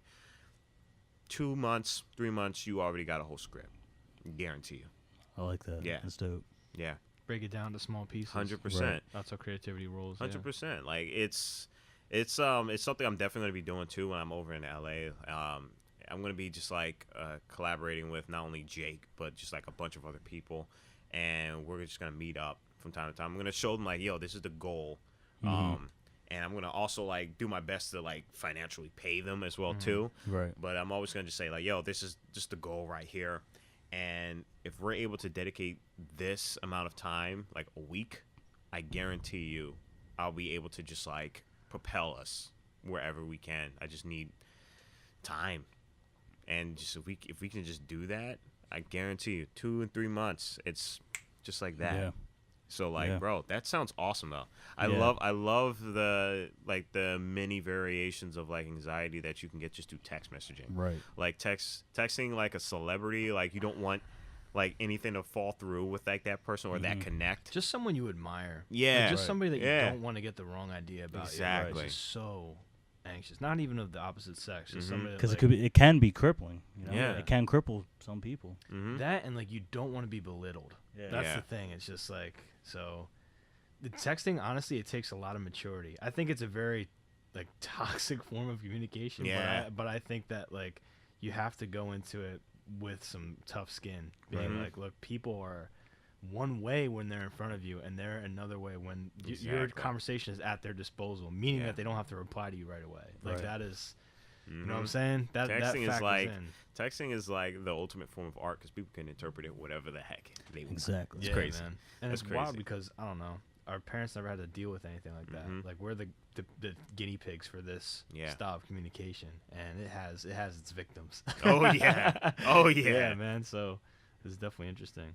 We're coming up on 1:30, so we can get like 10 more minutes in, and then I want you to, of course, plug your website. This has been the 100%. longest sidetrack of all time because we started off asking about the website, and Yeah. we just went boom, dude. Just yeah, we just That's how it we happens. just Black Mirrored our Always way. happens. Yeah, but around. let's just start off with Ryan asking questions. Yeah. Like, Yeah. so how's your chakra? Like, He got them all in before he had to leave. Chakra. have Yeah. you learned substitution jutsu I yet? got Like, we're sage chakra down. I can. Yeah, I've used the bathroom I real can quick, though. Summon Go a for it. toad with 4 fingers. No, but like this one, the one idea that I have is gonna be called ballet, and it's a I was definitely inspired by Donald Glover's Atlanta and how he was able to talk about certain issues, but bring a sense of surrealism to it. Yeah. To where it's not like shoving like a social commentary down people's throats, because I'm never into that. Like I don't feel like force feeding people, because how are they going to digest it? You can't, because it's like now I'm kind of turned off by it. You're just putting it in my face. We're getting right preachy, yeah. Exactly. But there's a beautiful thing when you're able to subtly implement surrealism with social commentary and implement it in a narrative that is very good, and it just does something. It creates interpretation. So with this idea in mind, ballet is going to be about an African American woman who is I should say teenager, who is whose goals is to become a dancer. Ballerina. Yeah, is to be a dancer, but her environment is almost like a spiral. It's beautifully chaotic, and sometimes like it's able to craft such a beautiful sense of just like beauty in the sense of like ballet and how beautiful the dance is with that, but it's so destructive as well. And I say destructive in a sense of like drug abuse, crime, it's ghetto. You're in the ghetto and you're going to be brought forth in that. But I want to showcase the spiral effect of that, and the ballerina, how she spirals into that, in that sort of chaotic surrealism. So if I'm able to kind of like paint a picture, so one of the teaser trailers I'm thinking about kind of bringing to life is having a teenage black girl who is in a ballerina dress, who's dancing in this like really abandoned place. It's ran down. It's everything like that, and the camera just slowly like pulls in, slowly gets introduced to her, and she's dancing, and there's classical music in the background. And as it pans towards her, there's going to be chaotic disruptance that's going to happen, like a montage of just like people that are just looting something, or people driving in these cars and like shooting out the air, or people just doing something crazy, and like the classical music is still playing in the background, and the camera still pulls in, and then as the classical music builds with the montage of that happening faster and faster and faster, you see like the men slowly like coming into frame in slow motion, slowly surrounding her as she's doing her dance, and she's finally about to do her final moment as she finishes her spiral, and they slowly go in, and then at the last minute they like play in fast motion, and as that's happening, the classical music is going to stop, and you're going to hear the sound of dogs like ripping apart something. And Jeez. I don't want to showcase what's happening. I just want to showcase like different areas of the abandoned place as like quick images of blood just like kind of like splatting onto the environment, and you hear like the growls and the tug of dogs barking, pulling something, and the fabric of the ballerina dress just floating in the wind, and the light is kind of just like waving it away. And then as the camera kind of does, almost like it just snaps onto this little girl who's witnessing this, and her face is she's almost, I would say, it's not a sense of disgust, it's not a sense of shock, it's just a sense of like, this is reality, and it's just this little girl, and she's watching this, and you hear the dogs barking and barking, and then next thing you know, like blood splats on her face, but she doesn't move.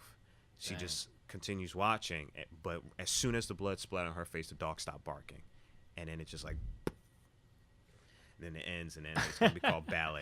I was captivated. yeah. But like it's I'm hoping I would love to make it into like a TV series, right? On Netflix. I would love for that if you watch it.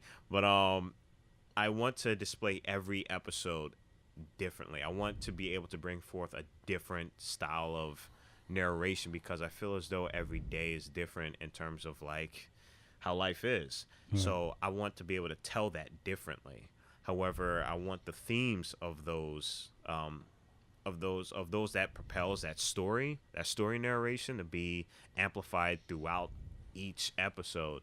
So like when we're talking about, let's say for instance, depression, or you're feeling isolated or suffocated, I think a good mood board to think of is like Moonlight, and how they represented the feeling of isolation through colors and through shadows and through deep, subtle reflections when the characters look in the mirror, or when characters react with light and shadows. I want to be able to implement surrealism and how I put that in my photography and bring it forth into videography.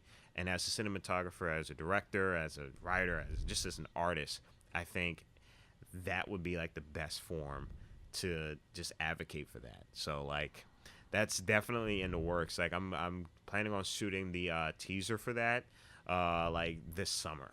Nice. And like I have all like the shot lists down and everything like that. Do you have your actress picked out? I have not. I have not yet, but I think I have someone in mind. And I think she'll be perfect for it. I just gotta find like a little girl who doesn't mind getting blood getting splattered on her face, but like I guess, hey, I'll figure it out. But honestly, it's something that I think definitely needs to be talked about, especially with just how women are represented. But also like black women, when they try to like go after their dreams, and how their environment, it's like a tug of war between their environment and what they have to do as mothers as well too. And what they want to do as a person, as a human, the conflict between that. There's a lot of things that you can play around with artistically. So yeah, it's gonna be a good time. Let's do it. I like that. Yeah, man. It's gonna be a good time. I'm ready for it. But yo, we ready, man. We about to do it. It sounds like everybody's getting ready to just like execute some dope things. The winter's over. Every time I talk to creative people, and I say, hey, I really like your stuff, or you're doing great, the response is always, I'm just getting started. Yeah. It's never been anything different. Yeah. So I feel the exact same way. I'm just getting started. That's and so awesome is to everyone hear, else. man. Yeah. So we're pretty much out, man. Just tell people about your website real quick and your Instagram, and so that anybody who's watched this just knows where it's at. Yes, sir. So, first off, thanks for everybody that just participated here. This was awesome. This was fantastic. Like, it's rare to just like be around this sort of energy and be yourself. And like I said, I'm very aware of that, and it was just nothing but just awesome vibes here. So, thank you for that. I appreciate that. But thank you. Yeah, if you guys want to find out more about me, definitely don't be afraid to hit me up on Instagram. I'm also on the Twitter as well. James Adams III. That is JAMESADAMS, 3 lowercase i's, and you will find me there. You can DM me. You can message me. You can show a like, comment. Don't be afraid to talk with me. I'm very open. You don't have to be all, crazy about that. If you also want to check out my website, it's senpaishots.com. That's SenPaishots.com. It's a pretty cool name for a website, but I also got some pretty cool stuff on there for your insight. That was dope. But that was pretty cool. I didn't expect that. Yeah, I didn't expect it either. But yeah, thank you guys again. No, man, thank you. 100%. Yeah, appreciate it. This has been episode 61 with the incredibly talented James Adams, the all-knowing Sheldon Fogel, and the mystical disappearing Ryan Acuna. We'll see you next time.